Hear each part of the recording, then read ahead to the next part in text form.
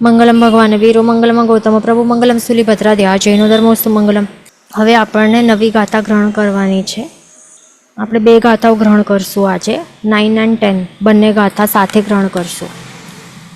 હવે એમાં શું આવે છે? 8મે જે 8મો ગુણસ્થાનક કયો છે? અપૂર્વકરણ ગુણસ્થાનક. તો એની વાત હમણાં આવે છે એમાં. ઓકે, તો હવે ગાથા ગ્રહણ કરશું. બધાને સાથે બોલવાનું છે. અડવન્ન અપુવ્વા ઇમ્મી નિદ્દ દુઘંતો છપ્પન્ન પણ ભાગે સુરદુઘ પણિંદી સુખ ગઈ તસ નવ ઉરલ વીણુ તણુ વંઘા. આ 9મી ગાથા પાછી ગ્રહણ કરશું એક વખત. અડવન્ન અપુવ્વા ઇમ્મી નિદ્દ દુઘંતો છપ્પન્ન પણ ભાગે સુરદુઘ પણિંદી સુખ ગઈ તસ નવ ઉરલ વીણુ તણુ વંઘા. હવે 10મી ગાથા ગ્રહણ કરશું.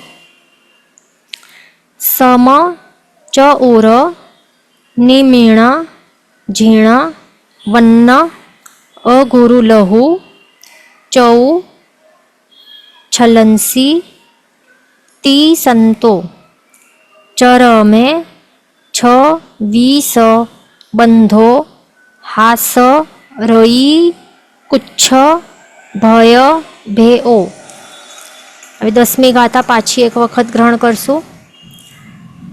સમચૌર નિમીણ ઝીણ વન્ન અગુરુ લહુ ચૌ છલંસી તી સંતો ચરમે 26 બંધો હાસરઈ કુચ્છ ભય ભેઓ. શબ્દાર્થ ગાથાર્થ સમજી લઈએ. 9મી ગાથાનું આપણે હમણાં પહેલાં કરશું. અડવન્ન એટલે કે 58. પછી અપુવ્વા એટલે કે અપુવ્વા ઇમ્મી એટલે કે અપૂર્વકરણના પ્રથમ ભાગે. પછી નિદ્દ દુગંતો એટલે કે નિદ્રાદ્વિકનો અંત કરે. દુઘ અંતોમાં દુઘ પ્લસ અંતો છે એટલે કે અંત કરવું. પછી 56 એટલે કે 56નો બંધ. પછી પણ ભાગે એટલે કે 5મે ભાગે 5 ભાગે. પછી સુરદુઘ એટલે કે સુરદ્વિક એટલે કે દેવદ્વિક કહેવાય ને. સુર એટલે કે દેવ, એ યાદ રાખવાનું આપણને. પછી પણિંદી એટલે કે પંચેન્દ્રિય જાતિ. પછી સુખ ગઈ એટલે કે શુભ વિહાયો ગતિ. પછી તસ નવ એટલે કે ત્રસ નવ. પછી ઉરલ વીણુ એટલે કે ઔદારિક વિના. પછી તણુ એટલે કે શરીર 4. યાદ રાખવાનું, તણુ આ શબ્દનું મિનિંગ થાય છે કે શરીર. પછી ઉવંઘા એટલે કે ઉપાંગ, વૈક્રિય અંગોપાંગ તથા આહારક અંગોપાંગ. પછી સમચૌર. હવે 10મી ગાથાનું આવે છે. અહીંયાથી 10મી ગાથાનું શું આવે છે? શબ્દાર્થ આવે છે. સમચઉર એટલે કે સમચતુરસ્ર સંસ્થાન. નિમીણ એટલે કે નિર્માણ નામ કર્મ. ઝીણ એટલે કે જીન નામ કર્મ. પછી વન્ન એટલે કે વર્ણ ચતુષ્ક. પછી અગુરુ લહુ ચૌ એટલે કે અગુરુ લઘુ ચતુષ્ક. પછી છલંસી એટલે કે 6ઠ્ઠે ભાગે. તિસંતો એટલે કે 30નો અંત થવાથી. પછી ચરમે એટલે કે છેલ્લે ભાગે. 26 બંધો એટલે કે 26નો બંધ. પછી હાસ્ય રઈ એટલે કે રતિ. કુચ્છ એટલે કે દુર્ગંછા. અને ભય એટલે કે ભયનો. પછી ભેઓ એટલે કે અંત કે નાશ થવાથી. પછી હાસ રઈ કુચ્છ ભય ભેઓ. આ થઈ ગયું. એટલે હવે ગાથાર્થ હવે આપણે સમજી લઈએ. ઓકે, હવે નવમાની પહેલાં તો નવમા ગાથાનું જે આપણને ગાથાર્થ આપણે સમજી લઈએ. અપૂર્વકરણના શરૂઆતના ભાગમાં 58 નિદ્રાદિકનો અંત થવાથી 5 ભાગ સુધી 56 દેવદ્વિક પંચેન્દ્રિય જાતિ શુભ વિહાયો ગતિ ત્રસનવક ઔદારિક સિવાયના શરીરો અને અંગો પાંગો. પછી 10મી ગાથાનું ગાથાર્થ શું છે? સમચતુરસ્ર સંસ્થાન નિર્માણ નામ કર્મ તીર્થંકર નામ કર્મ વર્ણાદિક ચતુષ્ક અગુરુ લઘુ ચતુષ્ક એ 30નો છઠ્ઠે ભાગે અંત કરવાથી છેલ્લે ભાગે 26 પછી હાસ્યરતી જુગુપ્સા અને ભયનો અંત કરવાથી. આ શું છે હવે આપણે સમજવાનું છે. ઓકે, હવે અહીંયા શું આપણને સમજવાનું છે? આ ગાથામાં શું બતાડે છે? હવે જે 8મું ગુણસ્થાનક છે, હવે એનું આપણે અહીંયા સ્ટાર્ટ થવાનું છે. ઓકે, તો હવે અહીંયા પહેલાં આપણને સમજવાનું છે કે હવે પહેલાંથી 7મા ગુણસ્થાનક સુધી આપણે શું ભણ્યું હતું હમણાં? આટલા અહીંયાથી આટલું બંધ વિચ્છેદ પ્રકૃતિઓ અને બંધાતી પ્રકૃતિમાં આપણે શું કેવી રીતે આપણે ભણ્યું હતું અહીંયા? કે જ્યારે પણ આપણે કહેતા હતા કે સમજો કે આટલી આ જે પ્રકૃતિઓ, ફોર એક્ઝામ્પલ આનું બંધ વિચ્છેદ થાય છે, તો આપણે શું ભણ્યું કે આ પ્રકૃતિઓ જે છે એનું કહેવાય છે કે છઠ્ઠા ગુણસ્થાનકમાં બંધ વિચ્છેદ થાય છે. એટલે હવેથી આ છઠ્ઠા અને છઠ્ઠાથી આગળ ક્યારે પણ એનું બંધ થવાનું નથી. એને આપણે બંધ એવી રીતે આપણે સમજતા હતા ને. દેટ મીન્સ કે 5મા ગુણસ્થાનકના અંતમાં એનું જે અંત હતું, અંતમાં આ 4 પ્રકૃતિઓનું બંધ વિચ્છેદ થયું હતું. એટલા જ માટે હવે છઠ્ઠા અને એનાથી આગળના ગુણસ્થાનક ઉપર ક્યારે બંધાશે નહીં, એનું એ મિનિંગ હતું ને, રાઈટ? આ 8મામાં અને આ માત્ર આ છઠ્ઠાનું નહીં, પણ એ પહેલાંથી 7મા સુધી બધા અહીંયા ગુણસ્થાનકમાં જ્યારે પણ આપણે ભણીએ એ એવું જ હતું કે જેમ કે એનું એક્ઝામ્પલ લઈ લઈએ કે આ જેટલી આટલી પ્રકૃતિઓ છે એનું બંધ વિચ્છેદ અહીંયા 3જા ગુણસ્થાનક છે. એનું મિનિંગ શું થાય છે અહીંયા? એનું મિનિંગ થાય છે કે આટલી પ્રકૃતિઓ જે બીજો ગુણસ્થાનક છે એના અંતમાં, આ બીજા ગુણસ્થાનકના અંતમાં શું થયું હતું? એનું બંધ વિચ્છેદ થઈ જાય છે. બરાબર, બીજા ગુણસ્થાનકના અંતમાં આ પ્રકૃતિઓ જે છે, આ પ્રકૃતિઓનો બીજા ગુણસ્થાનકના અંતમાં એનું બંધ વિચ્છેદ થઈ જાય છે. એટલા જ માટે કહેવાય છે કે હવે ત્રીજા ઓનવર્ડ્સ આગળની કોઈ પણ પ્રકૃતિઓ પર બંધ થશે નહીં. એટલા માટે અહીંયા આપણે લખતા હતા કે 3જા ગુણસ્થાનકે આટલી પ્રકૃતિઓનું બંધ વિચ્છેદ. એવી રીતે આપણે ભણ્યું હતું ને. પણ હવે 8મું જે છે, 8મા ગુણસ્થાનક માટે, 8મું અપૂર્વકરણ ગુણસ્થાનક માટે કેવી રીતે છે અહીંયા? કે અમુક પ્રકૃતિઓ કેવી રીતે થશે અહીંયા? કે વચ્ચે જ, એટલે કે આ બધી પ્રકૃતિઓ છે ને એ બધી વચ્ચે જ અહીંયા ક્યાંક અમુક સ્ટેજીસ ઉપર જ એમનું શું થશે? બંધ વિચ્છેદ થતું જશે. એવી રીતે હવે 8મા ગુણસ્થાનક માટે અલગ એવી રીતે સમજવાનું છે. એટલે એનું મિનિંગ શું કે આ જે દેખાય છે ને આ બધી, એમના માટે એવું નથી કે 7મા ગુણસ્થાનકના અંતમાં એમનું બંધ વિચ્છેદ થયું હશે, એવી રીતે નહીં સમજવાનું. ઓકે, અમુક સ્ટેજીસ ઉપર એમનું બંધ વિચ્છેદ, 8મા ગુણસ્થાનકમાં જ અમુક સમયો છે, અલગ અલગ સ્ટેજીસ છે. તો ત્યાં એમનું વચ્ચે જ એમનું શું થાય છે? બંધ વિચ્છેદ થઈ જાય છે. તો એટલામાં એ સમજવાનું છે અહીંયા આપણને. ઓકે, તો એ સમજવા માટે આપણને હવે શું કરવું પડશે? 8મા ગુણસ્થાનકનું ટોટલ કાર્ડ કેટલું છે? 8મું ગુણસ્થાનક છે ને એનું ટોટલ કાર્ડ કેટલું છે? એક અંતર્મુહૂર્ત છે. એટલે કે અહીંયા 7મું ગુણસ્થાનક છે, જીવ અહીંયા 7મા ગુણસ્થાનકમાં છે, પછી 8મા ગુણસ્થાનકમાં એન્ટર કરશે આ પોઈન્ટ ઉપર.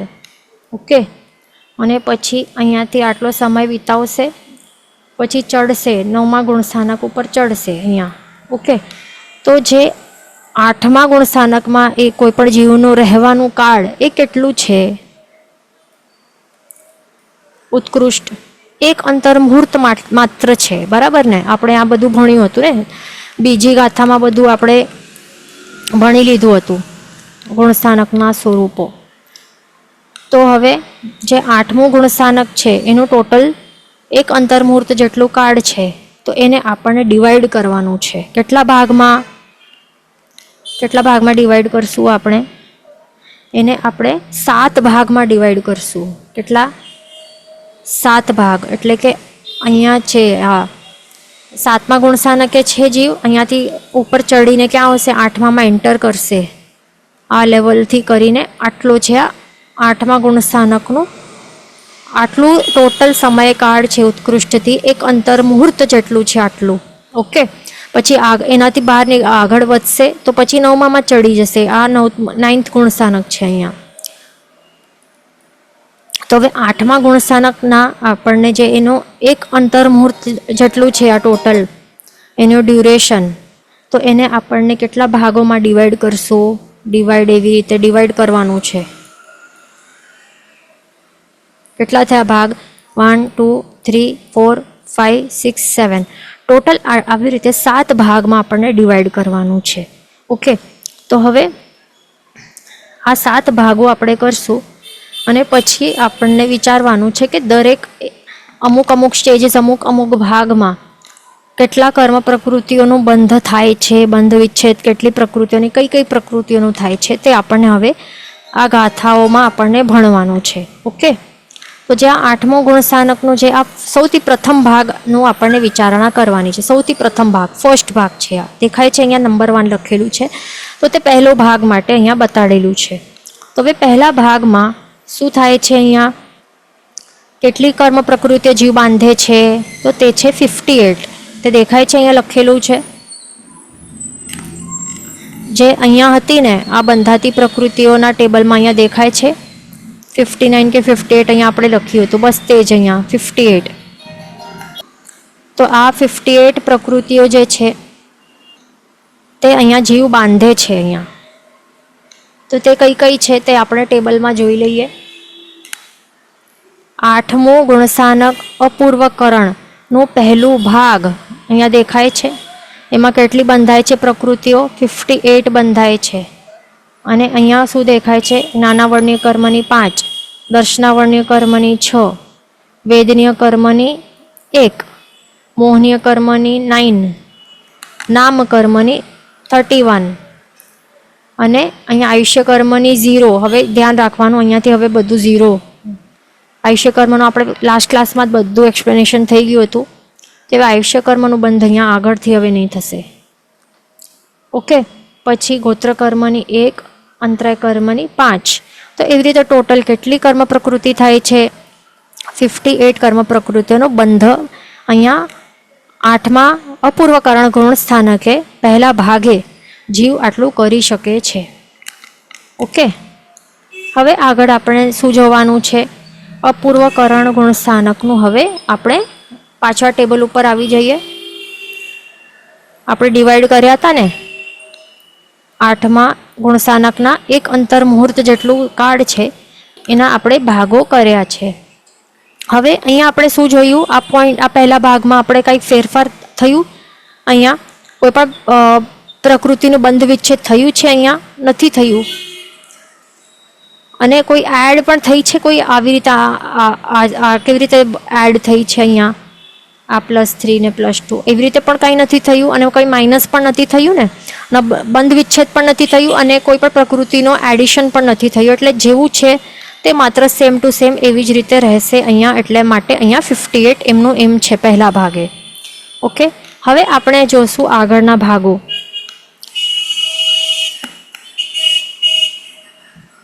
હવે પહેલો ભાગનો જ્યારે અંત થશે ત્યારે શું થવાનું છે? પહેલા ભાગના અંતમાં અહીંયા અંત થવાનું છે અને બીજો ભાગ જસ્ટ સ્ટાર્ટ થવાનું છે એનાથી પહેલાં. એટલે બીજો ભાગ સ્ટાર્ટ થાય એનાથી પહેલાં, એટલે કે પહેલા ભાગનો ના અંતે શું થવાનું છે? 2 કર્મ પ્રકૃતિઓ જે છે એનું બંધ વિચ્છેદ થવાનું છે. અને તે પ્રકૃતિઓ કઈ છે? નિદ્રા દ્વિક છે. નિદ્રા દ્વિકમાં કોણ આવે? નિદ્રા અને પ્રચલા. નિદ્રા દર્શનાવર્ણીય કર્મ અને પ્રચલા દર્શનાવર્ણીય કર્મ. તો આ બે પ્રકૃતિઓનો બંધ વિચ્છેદ થશે. ક્યાં? જે 8મા ગુણસ્થાનકના પહેલા ભાગના અંતમાં. ઓકે, તો આ હવે એનો બંધ વિચ્છેદ થશે. એનું મિનિંગ શું થશે હવે? કે હવે આ બે કર્મો આ પોઈન્ટથી કરીને આગળ ક્યારે પણ એનો બંધ નહીં થશે. એને કહેવાય બંધ વિચ્છેદ થવું. એ શા માટે? કારણ શું છે? કારણ કે હવે આ અપૂર્વ કરણ ગુણસ્થાનકના બીજા ભાગ ઓનવર્ડ્સ, બીજા ભાગથી કરીને આગળ આ નિદ્રાદ્વિક કર્મો છે એના બંધને યોગ્ય એવા અધ્યવસાયો ભાવતો નથી જીવ, એટલા માટે એનું બંધ પણ નહીં થાય. એટલા માટે હવે અહીંયા શું કહે છે કે જે અપૂર્વ કરણ ગુણસ્થાનકના પહેલા ભાગના અંતમાં આ બે પ્રકૃતિઓનો બંધ વિચ્છેદ થાય છે. એટલે હવે -2 કરવાનું છે. તો 58 - 2 કરશું તો શું આવશે? અહીંયા 56 થશે. ઓકે, એટલા માટે 56 બંધાતી પ્રકૃતિઓ કેટલી છે? તે છે 56. અને એ પણ કેવી રીતે સમજવાનું છે આપણને? હવે જે બીજો ભાગથી કરીને છઠ્ઠા ભાગ સુધી એ કેટલી પ્રકૃતિઓ બંધાશે? 56. એટલે આપણે ટોટલ કેટલા ભાગો કર્યા હતા? 7 ભાગો કર્યા હતા ને. 1 2 3 4 5 6. ઓકે, આપણે આટલા ભાગો કર્યા, 7 ભાગો કર્યા. તો પહેલા ભાગનું તો સમજી લીધું, પણ જે આટલા વચ્ચેના જે ભાગો છે 2 થી 6 ભાગો, આટલા ભાગોનું એક સાથે સમજવાનું છે. ઓકે, કે 56 પ્રકૃતિઓનું બંધ શક્ય છે, જીવ બાંધે છે. ઓકે, એટલે આ ટેબલમાં આપણે પાછું જોઈ લઈએ. 8મા ગુણસ્થાનકમાં બીજાથી કરીને છઠ્ઠા ભાગમાં જીવ શું કરે છે? 56 કર્મ પ્રકૃતિઓ બાંધી શકે છે. કઈ કઈ છે? 5 જ્ઞાનાવર્ણીય, 4 દર્શનાવર્ણીય. દેખાય છે અહીંયા 2 નિદ્રાદ્વિક ઓછી થઈ છે ને, એટલા માટે 6 માંથી દેખાય છે ને અહીંયા 4 થઈ ગઈ છે. અહીંયા નિદ્રાદ્વિક ઓછી થઈ છે. પછી 1 વેદનીય, 9 મોહનીય, અહીંયા 0 આયુષ્ય કર્મ, 31 નામ કર્મ, 1 ગોત્ર કર્મ, 5 અંતરાય કર્મ. ઓકે, આ સમજી લીધું. હવે પાછો ટેબલ ઉપર જઈએ, પહેલા ટેબલ ઉપર. હવે 7મો ભાગ જે છે એના માટે હવે સમજવાનું છે. એના માટે આપણને શું સમજવાનું છે કે હવે જીવ શું કરે છે? જે છઠ્ઠો ભાગ છે એ છઠ્ઠા ભાગના અંતે આ 30 પ્રકૃતિઓ છે અહીંયા જે દેખાય છે. આ કેટલી છે? 30 પ્રકૃતિઓ છે. કઈ કઈ છે? આ બધાનો બંધ વિચ્છેદ થાય છે. દેવદ્વિક આવે છે. તો દેવદ્વિકમાં કોણ આવશે? દેવદ્વિકમાં દેવગતિ નામ કર્મ અને દેવાનું પૂર્વી નામ કર્મ. પછી પંચેન્દ્રિય જાતિ નામ કર્મ. પછી વૈક્રિય, આહારક, તૈજસ, કાર્મણ, શરીર નામ કર્મ. એટલે આ 4 કોણ છે? આ 4 શરીર નામ કર્મો છે. પછી વૈક્રિય અને આહારક અંગોપાંગ નામ કર્મ. પછી સમચતુરસ્ર નામ કર્મ સંસ્થાન, સમચતુરસ્ર સંસ્થાન નામ કર્મ. પછી વર્ણાદિ ચતુષ્ક, વર્ણાદિ ચતુષ્કમાં વર્ણગંધ રસ સ્પર્શ નામ કર્મ, એ 4. પછી શુભ વિહાયો ગતિ નામ કર્મ. પછી પ્રત્યેક ષટક, એમાં કોણ આવશે? અગુરુ લઘુ નામ કર્મ, ઉપઘાત નામ કર્મ, પરાઘાત નામ કર્મ, ઉચ્છ્વાસ નામ કર્મ અને જીન નામ કર્મ અને નિર્માણ નામ કર્મ. પછી ત્રસ નવક, આ 9ના ગ્રુપને શું કહેવાય? નવક કહેવાય. તો આ ત્રસ નવકમાં કોણ આવશે? અહીંયા એક તો ત્રસ દશક સાંભળ્યું છે ને, તો આ એમાંથી એક જે છે ને, કયો છે કયો નથી? અહીંયા દેખાય છે યશ નામ કર્મ નથી ને. 10મું જે ત્રસ દશકમાં જે 10મું છે છેલ્લું, એ યશ નામ કર્મ છે ને, એ નથી અહીંયા. એ છોડીને આ 9 લેવાના છે. તો આ 9ના ગ્રુપને નવક કહેવાય. ત્રસ નામકર્મ, બાદર નામકર્મ, પ્રત્યેક નામકર્મ, પર્યાપ્ત નામકર્મ, પ્રત્યેક નામકર્મ, સ્થિર નામકર્મ, શુભ નામકર્મ, સુભગ નામકર્મ, સુસ્વર નામકર્મ, આદેય નામકર્મ. ટોટલ મળીને બધા કેટલા થાય છે? 30 થાય છે, 30. તો આ 30 કર્મ પ્રકૃતિઓનો બંધ વિચ્છેદ ક્યાં થાય છે? આ 8મા ગુણસ્થાનક અપૂર્વકરણ 8મા ગુણસ્થાનકના 6ઠ્ઠા ભાગના અંતમાં સ્પેસિફિકલી ત્યાં એમનો બંધ વિચ્છેદ થાય છે. તો હવે આપણને શું કરવું પડશે? 56 - 30 કરશું તો કેટલું આવશે? 26 આવશે. દેટ મીન્સ આ 7મા ભાગમાં 8મા અપૂર્વકરણ ગુણસ્થાનકના 7મા ભાગમાં 26 કર્મ પ્રકૃતિઓનો બંધ થઈ શકે છે. આપણે ટેબલમાં જોઈ લઈએ. 8મા અપૂર્વકરણ ગુણસ્થાનકના 7મા ભાગમાં 26 કર્મ પ્રકૃતિઓનો બંધ થઈ શકે છે. કઈ કઈ છે તે? 5 જ્ઞાનાવર્ણીય, 4 દર્શનાવર્ણીય, 1 વેદનીય, 9 મોહનીય, 0 આયુષ્ય કર્મ, 1 નામકર્મ, 1 ગોત્ર કર્મ ને 5 અંતરાય કર્મ. ઓકે, હવે અહીંયા આપણને શું દેખાય છે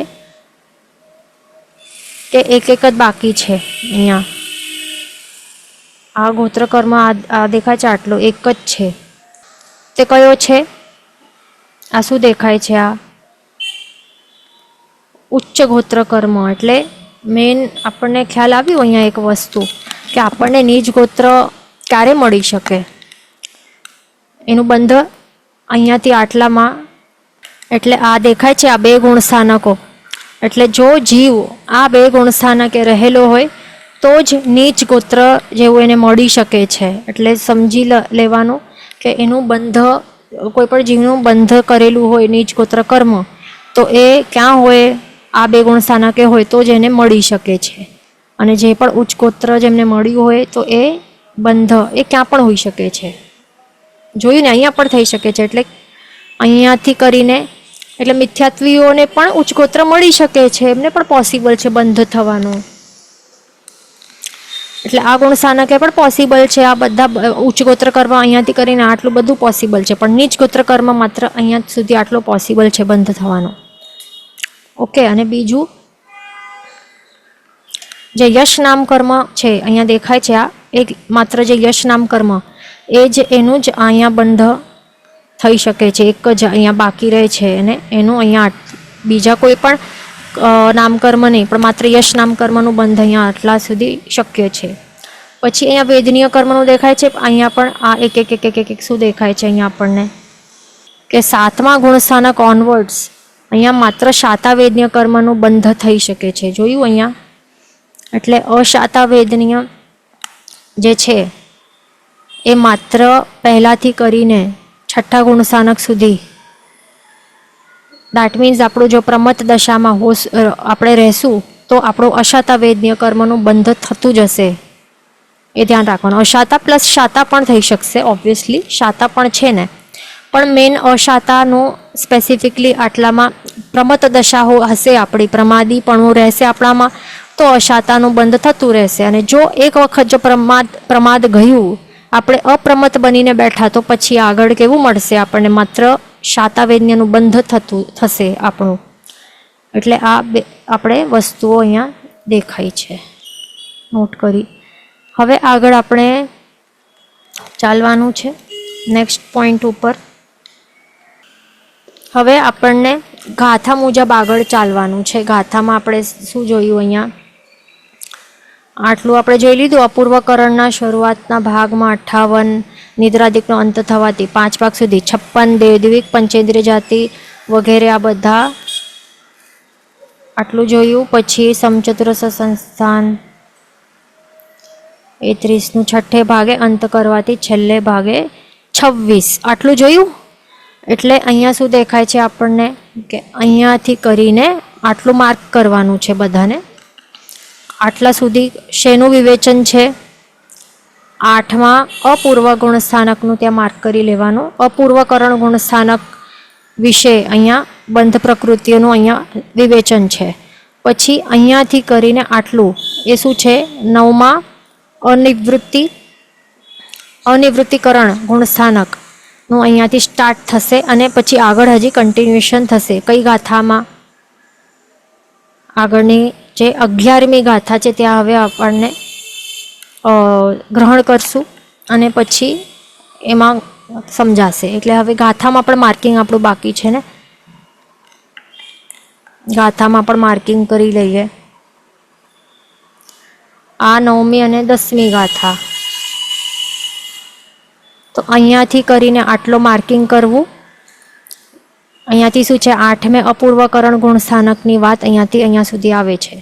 પછી અહીંયાથી 9મું અનિવૃત્તિકરણ ગુણસ્થાનક છે ની વાત અહીંયાથી સ્ટાર્ટ થશે. ઓકે, અહીંયાથી કરીને આગળ કન્ટિન્યુ થશે. આટલું માર્કિંગ કરી લીધું, હવે આગળ ચાલશું. આગળની ગાથા ગ્રહણ કરવી પડશે તો ખ્યાલ આવશે. 11મી ગાથામાં શું આવે છે? 9મે અને 10મે ગુણસ્થાનકે શું થવાનું છે? બધાને દેખાય છે ને? સ્ક્રીન દેખાય છે, વિડીયો દેખાય છે ને બધાને? એક અહીંયા મેસેજ આવી છે કે વિડીયો આવતો નથી. દેખાય છે કે નહીં બધાને આ ગાથા?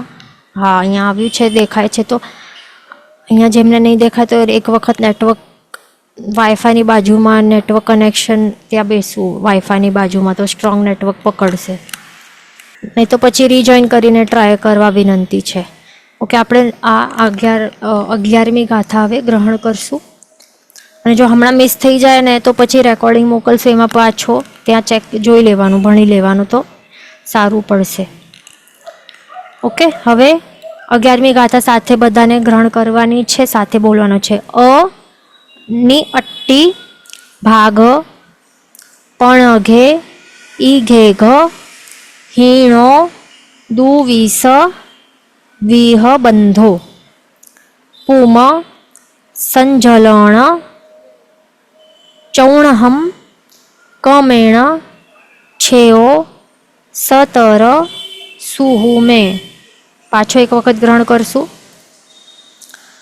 અની અટ્ટી ભાગ પણઘે ઈ ઘેઘ હીણો દુવીસ વિહ બંધો પુમ સંજલણ ચૌણહમ કમેણ છેઓ સતર સુહુમે. શબ્દાર્થ ગાથાર્થ સમજી લઈએ આપણે. અની અટ્ટી એટલે અનિવૃત્તિના, ભાગ એટલે કે ભાગે, પણઘે એટલે કે 5.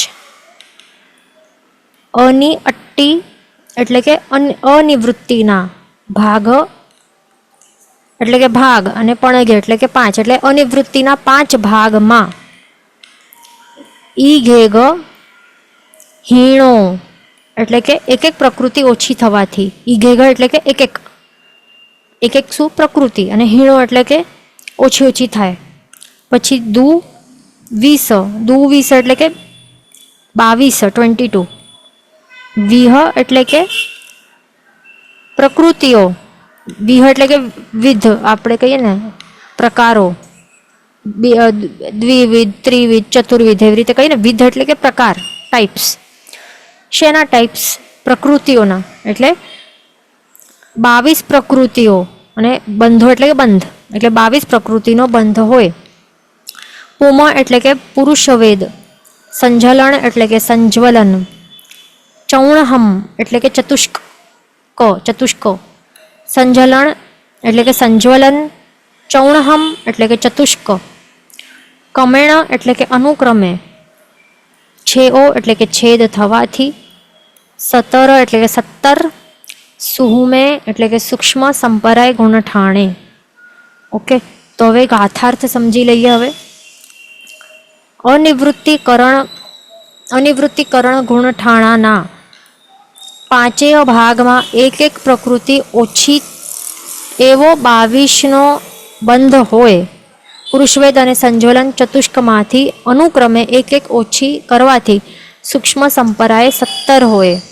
એ આ શું છે એ ખ્યાલ આવશે જો આપણે 10મી ગાથાનું જે પાઠ હતું તો ત્યાંથી આપણે સમજવા ટ્રાય કરશું તો સમજાશે. ઓકે, બધાની 11 ગાથા સુધી પાકી થઈ જવી જોઈએ. નેક્સ્ટ ક્લાસમાં આવતા પહેલાં શું 11 ગાથાઓ બધાની પાકી થઈ જવી જરૂરી છે. હવે આપણે શું દેખાય છે કે આ જે આપણે ગાથા નંબર 10મી ગાથામાં આપણે માર્કિંગ કર્યું હતું ને, તો એ માર્કિંગ ત્યાં જોવાનું શું છે. અહીંયા હાસ્ય, રતિ, જુગુપ્સા ને ભય, આ 4 કર્મો છે. કયા કર્મો છે? હાસ્ય, નો કશા ચારિત્ર મોહનીય કર્મ, રતિ, જુગુપ્સા ને ભય પણ બધા નો કશા ચારિત્ર મોહનીય કર્મો છે. આ 4 ઓકે. તો એમનું શું થાય છે? બંધ વિચ્છેદ થાય છે. ક્યાં થાય છે? જે અપૂર્વ કરણ ગુણ સ્થાનક છે. હવે આપણે ટેબલ જોઈએ તો આ 4 કર્મોનું વાત આવે છે. અહીંયા આપણને દેખાય છે હાસ્ય, રતિ, ભય, જુગુપ્સા, નો કશા ચારિત્ર મોહનીય કર્મો. આ ટોટલ થાય છે 4 પ્રકૃતિઓ. એમનું શું થાય છે? એ અપૂર્વકરણ ગુણ સ્થાનક. એ કયો એટલે અપૂર્વકરણ? 8મો અપૂર્વકરણ ગુણ સ્થાનકનું જે છેલ્લો સમય હોય છે, છેલ્લા સમયમાં શું થાય છે એટલે કે એના એકદમ અંતમાં, અહીંયા એન્ડિંગમાં શું થાય છે? આ 4 કર્મ પ્રકૃતિઓ છે, હાસ્યાદિ ચતુષ્ક જે છે, તો એમનું બંધ વિચ્છેદ થાય છે. એટલા માટે હવે આ 4 પ્રકૃતિઓ આ 9મા ગુણ સ્થાનક એના ઉપર કે એના આગળના કોઈ પણ ગુણસ્થાનક ઉપર એનું બંધ નહીં થશે, કારણ કે એનું બંધ વિચ્છેદ થઈ જાય છે 8મા ગુણસ્થાનકના અંતે. એટલા માટે આપણને શું કરવું પડશે? અહીંયા આગળ શું દેખાય છે? 26 હતું ને, તો -4 કરવાનું, કારણ કે 8મા ગુણસ્થાનકના અંતમાં એમનું બંધ વિચ્છેદ થઈ જાય છે. તો 26 - 4 કરશું તો શું મળશે? 22 મળશે. એટલે જે 9મા અનિવૃત્તિકરણ ગુણ સ્થાનકમાં શું થાય છે? જે 22 પ્રકૃતિઓનો બંધ થઈ શકે છે. ઓકે.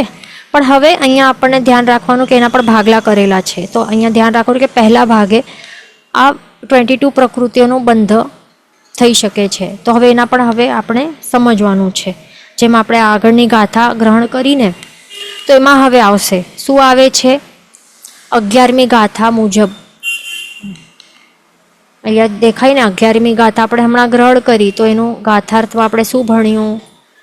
અનિવૃત્તિકરણ એટલે કે જે 9મું ગુણ સ્થાનકના 5 ભાગ કરવાના છે અને એક પ્રકૃતિ ઓછી કરવાની છે. જે પણ છે તે હવે આપણે ટેબલમાં જોઈ લઈએ. ઓકે.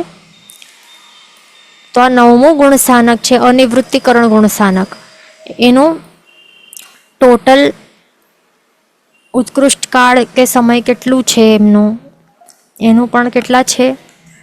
એક અંતર્મુહૂર્ત કાળ છે એનું. હવે એક અંતર્મુહૂર્ત કાળ ટોટલ છે, એના કેટલા ભાગ કરવાના છે? ડિવિઝન એના 5 ભાગ કરવાના છે. આવી રીતે ટોટલ આપણે 5 ભાગ કર્યા છે. હવે જે એનો પ્રથમ ભાગ છે, પહેલા ભાગમાં આપણે હમણાં જ ભણ્યું કે 22 પ્રકૃતિઓનો બંધ થઈ શકે છે. આ જે 4 પ્રકૃતિઓ જે છે હાસ્યાદિ ચતુષ્ક, આ 4 પ્રકૃતિઓનું શું થાય છે? 8મા ગુણસ્થાનકના અંતમાં એમનો બંધ વિચ્છેદ થઈ જાય છે. એટલા માટે આ હવે અહીંયાથી કરીને આગળ ક્યારે પણ બંધ નહીં થશે એમનો. ઓકે. તે આપણે ભણ્યું. હવે આગળ શું? જે બીજો ભાગ છે 9મા અનિવૃત્તિકરણ ગુણસ્થાનકનું જે બીજો ભાગ છે, તો એના માટે આપણને સમજવાનું છે. તો હવે જે આ પુરુષ વેદ નો કશા ચારિત્ર મોહનીય કર્મ જે છે, આ એક કર્મ પ્રકૃતિ, તો એનું બંધ વિચ્છેદ ક્યાં થાય છે? જે પહેલા ભાગનું જે અંત છે, આ પહેલું ભાગ છે ને, એના અંતમાં અહીંયા એન્ડિંગમાં આ પુરુષવેદ નો કશા ચારિત્ર મોહનીય કર્મનું બંધ વિચ્છેદ થઈ જાય છે. કેમ? કારણ કે હવેથી કરીને આગળ ક્યારે પણ આ પુરુષવેદ નો કશા ચારિત્ર મોહનીય કર્મના બંધ થઈ શકે એવા ટાઈપના અધ્યવસાયો એ જીવ કરશે જ નહીં, કરવાનો નથી. એવા અધ્યવસાયો આવશે જ નહીં. એના કારણે એનું બંધ વિચ્છેદ અહીંયા થઈ જાય છે. આ પહેલા ભાગના અંતમાં થઈ જાય છે. એટલા માટે હવે -1 કરવું પડશે. 22 - 1 કરશું, -1 અહીંયા કરશું તો કેટલું આવશે? 21 આવશે. એટલે હવે એનું મિનિંગ કે નવમો ગુણસ્થાનક અનિવૃત્તિકરણના બીજા ભાગમાં શું થશે? માત્ર 21 બંધ થઈ શકશે. 21 પ્રકૃતિઓનો બંધ થઈ શકશે. હવે ત્રીજા ભાગ ઉપર ચાલીએ. એના માટે હવે શું સમજવાનું કે જે સંજ્વલન ક્રોધ કશાય ચારિત્ર મોહ્ય કર્મ, અહીંયા દેખાય છે કે માત્ર સંજ્વલન બાકી છે ને, તો ખ્યાલ છે ને, અનંતાનુબંધી નીકળી ગયા, પછી અપ્રત્યાખ્યાનીય નીકળી ગયા, પછી પ્રત્યાખ્યાનીય નીકળી ગયા, બાકી કોણ રહ્યા છે? માત્ર કશાય ચારિત્ર મોહ્ય કર્મમાં માત્ર આ 4 સંજ્વલન 4 બાકી છે ને. એક નીકળશે. ક્રોધમાન માયા લોભના ક્રમમાં નીકળશે. એટલે અહીંયા દેખાય છે આપણને. તો સૌથી પહેલું કોણ નીકળશે? ક્રોધ નીકળશે. ઓકે, તો સંજ્વલન ક્રોધ કશાય ચારિત્ર મોહ્ય કર્મ જે છે, આ એક પ્રકૃતિ, એ ક્યાં એનું બંધ વિચ્છેદ થશે? એનું બંધ વિચ્છેદ થશે આ જે બીજો ભાગ છે, અનિવૃત્તિકરણ નવમો ગુણસ્થાનકના બીજા ભાગના અંતમાં. અહીંયા અંતમાં સંજ્વલન ક્રોધ કશાય ચારિત્ર મોહ્ય કર્મનું બંધ વિચ્છેદ થઈ જશે. એટલા માટે હવે -1 કરશું અને મળશે 20. એટલે ત્રીજા ભાગમાં માત્ર 20 પ્રકૃતિઓનો બંધ થઈ શકશે. હવે આગળ આવે છે સંજ્વલન માન નીકળશે. હવે સંજ્વલન માન કશાય ચારિત્ર મોહ્ય કર્મો, આ એક કર્મ પ્રકૃતિ જે છે એનું બંધ વિચ્છેદ ક્યાં થશે? જે અનિવૃત્તિકરણ નવમો ગુણસ્થાનકના ત્રીજા ભાગના અંતમાં, અહીંયા ત્રીજા ભાગના અંતમાં એનું બંધ વિચ્છેદ થશે. એના કારણે હવે આપણને -1 કરવું પડશે. 20 -1 તો મળશે 19. એના દેટ મીન્સ કે જે ચોથો ભાગ છે નવમા ગુણસ્થાનકના ચોથા ભાગમાં માત્ર 19 કર્મ પ્રકૃતિઓનું બંધ થઈ શકશે. કારણ કે સંજ્વલન માન તો ત્રીજા ભાગના અંતે નીકળી જાય છે, બંધ વિચ્છેદ થઈ જાય છે. પછી આગળ છે સંજ્વલન માયા કશાય ચારિત્ર મોહ્ય કર્મ. જે આ એક કર્મ પ્રકૃતિ જે છે એનું બંધ વિચ્છેદ ક્યાં થાય છે? અહીંયા ચોથા ગુણસ્થાનકના અંતે. નવમા ગુણસ્થાનકના ચોથા ભાગના અંતે એનું બંધ વિચ્છેદ થાય છે. તો અહીંયા 19 -1 કરશું. શું થશે? 18 આવશે. એટલે હવે જે નવમો અનિવૃત્તિકરણ ગુણસ્થાનકનું પાંચમું અને છેલ્લું ભાગ, એમાં માત્ર 18 પ્રકૃતિઓનું કર્મ પ્રકૃતિનો બંધ થઈ શકશે. ઓકે, તો આવી રીતે આપણે ભણ્યું આટલે આવી રીતે. ઓકે, હવે આપણે ટેબલ જોઈ લઈએ. જે ભણ્યું છે એટલું આપણે જોઈ લઈએ. અહીંયા જે નવમો અનિવૃત્તિકરણ ગુણસ્થાનક છે એના કેટલા ભાગ કરવાના છે? 5 ભાગ કરવાના છે. અહીંયા આવી રીતે જે એનું એક અંતર્મુહૂર્તનું જેટલું ટોટલ કાર્ડ છે એના એ કાર્ડના 5 ભાગો કર્યા. અને હવે એનો પહેલા ભાગમાં 22 પ્રકૃતિઓનો બંધ થઈ શકશે. એ કઈ પ્રકૃતિનો બંધ થઈ શકશે? 22.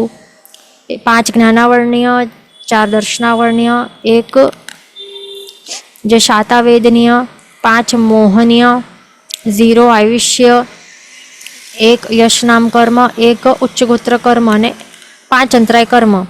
પછી અનિવૃત્તિકરણના નવમા ગુણસ્થાનકના બીજા ભાગમાં 21 પ્રકૃતિઓ. એટલે શું દેખાય છે અહીંયા? એક ઓછી થાય છે ને, જેમ ગાથામાં બતાડ્યું છે. એક ઓછી થતી જાય છે. -1 22 21 20 19 18 એવી રીતે એક ઓછું કરવાનું છે. તો એ ઓછી ક્યાં થાય છે? અહીંયા દેખાય છે. અહીંયા થાય છે ને ઓછી. મોહનીય કર્મની એક ઓછી થાય છે. ઓબ્વિયસલી જેમ આપણે જે મોહનીય કર્મની જ પ્રકૃતિ જોઈને કોણ નીકળે છે? જે કશાયો છે. પહેલા તો પુરુષ વેદ નો કશા ચારિત્ર મોહનીય કર્મ એ નીકળે છે ને. પુરુષ વેદ નો કશા ચારિત્ર મોહનીય કર્મ એ નીકળે છે. પછી સંજ્વલન ક્રોધ કશા ચારિત્ર મોહનીય કર્મ, પછી માન માયા એવી રીતે નીકળે છે. એ રીતે આપણે ભણ્યું ને. પુરુષ વેદ, પછી સંજ્વલન ક્રોધ, સંજ્વલન માન અને સંજ્વલન માયા. અને આ એક બાકી છે તે આપણે જોશું. ઓકે, અને આ સંજ્વલન લોભ છે, બાકી છે આગળ ગાથા. ગ્રહણ કરશું ત્યારે આવશે. ઓકે, તો એવી રીતે આ એક એક એક ઓછું થાય છે અને બીજા બધા આ 5 જ્ઞાના વર્ણ્ય આટલા સેમ છે. આ 4 દર્શના વર્ણ્ય, આ એક એક એક શાતાવેદનીય કર્મ, અને અહીંયા યશનામ કર્મ, ઉચ્ચગોત્ર કર્મ અને 5 અંતરાય કર્મો. ઓકે, તો એ દરેક ભાગેમાં આપણે એવી રીતે સમજ્યું. ઓકે, તો આટલું આપણે સમજી લીધું. હવે પાછું આપણે આગળ ચાલશું આપણે ગાથા તરફ. એટલે અહીંયા મેન આપણે શું સમજી લીધું, અહીંયા અનિવૃત્તિકરણ આ 11મી ગાથાનું છે ને આ વિવેચન. એમાં શું બતાડે છે, અનિવૃત્તિકરણ જે આપણું આ 9મું ગુણ સ્થાનક છે એના 5 ભાગ કર્યા. ઓકે, તો હવે એમાં એક એક એક પ્રકૃતિ દરેક ભાગમાં ઓછી કરવાની છે. તો પહેલા ભાગમાં 22 કર્મોનું બંધ થાય છે, કારણ કે પુરુષવેદ નીકળે છે. એટલે કે હાસ્ય, રતિ, ભય અને જુગુપ્સા, આ જે 4 છે એ 10મા ગાથામાં આપણે જોયું ને, એ 4 જે હાસ્યાદિક ચતુષ્ક છે એનું બંધ વિચ્છેદ થાય છે. એટલા માટે 22નું અહીંયા બંધ અહીંયા દેખાય છે પહેલા ભાગે. અને પછી પુરુષવેદનો કશે ચારિત્ર મૌન્ય કર્મનો બંધ વિચ્છેદ થાય છે. એટલે પછી એક ઓછો કરવાનો, 21 કરી નાખવાનો. પછી સંજ્વલન ચતુષ્કમાંથી અનુક્રમે એક એક એક ઓછો કરવાથી શું થાય છે, 20 થશે, પછી 19 અને પછી 18, એવી રીતે ઓછું ઓછું થતું જશે, જેમ આપણે જોયું. સંજ્વલન ક્રોધ, સંજ્વલન માન અને સંજ્વલન માયા, કશા ચારિત્ર મૌન્ય કર્મો, એમ એક એક એક ઓછું થયું છે. હવે આગળ એટલે આપણે અહીંયા માર્કિંગ કરી લઈએ પહેલાં તો.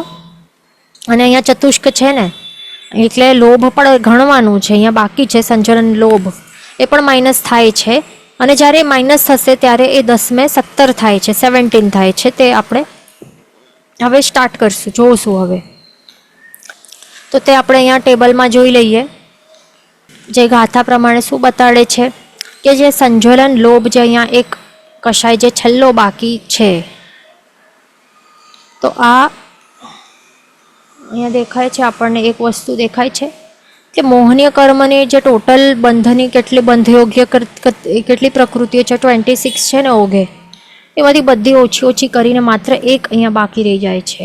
અને તે એક કઈ છે, સંજ્વલન લોભ, કશા ચારિત્ર મૌન્ય કર્મ. તો એ હવે નીકળવાનું છે. એટલે ક્યાં નીકળે છે, અહીંયા જે 9મું ગુણ સ્થાનક છે, અનિવૃત્તિકરણ ગુણ સ્થાનક છે, એના 5મા ભાગના અંતે નીકળે છે. અને પછી એ નીકળી જશે તો પછી શું થશે જીવને, એ પછી વિતરાગી, એને એક વિતરાગ ગુણ જે હજી એનું વિતરાગી જે ગુણ એ હજી પ્રગટ નહીં થશે, કારણ કે એનું બંધ અહીંયા અટક્યું છે. ધ્યાન રાખવું. એનું શું થાય છે, એ સૂક્ષ્મ સંપ્રાય હજી બાકી છે. અહીંયા ઉદય એના હજી બાકી છે, એટલા માટે હજી અહીંયા કંઈ થવાનું નથી, એ ધ્યાન રાખવાનું. અહીંયા બંધ વિશે છે. ક્યારે પણ ઉદય અને બંધમાં ઘણા જણને કન્ફ્યુઝન થઈ જતું હોય છે. બંધ એક અલગ વસ્તુ છે અને ઉદય, કર્મોનું ઉદય, તે એક બીજી વસ્તુ છે. બંધ માત્ર અટકી જવાથી કંઈ ઉદય પણ અટકી જાય એવું કંઈ નથી, એ જરૂરી નથી. એ ખાસ ધ્યાન રાખવાનું. અહીંયા બંધ અલગ વસ્તુ છે, ઉદય અલગ વસ્તુ છે. આ આપણે બંધ વિશે જોઈ રહ્યા છે. ઓકે, એટલે અહીંયા નહીં વિચારવાનું કે હવે અહીંયા કંઈક પછી શું. ઓકે, તો હવે આપણે ગાથા આપણું ટેબલ જોઈએ.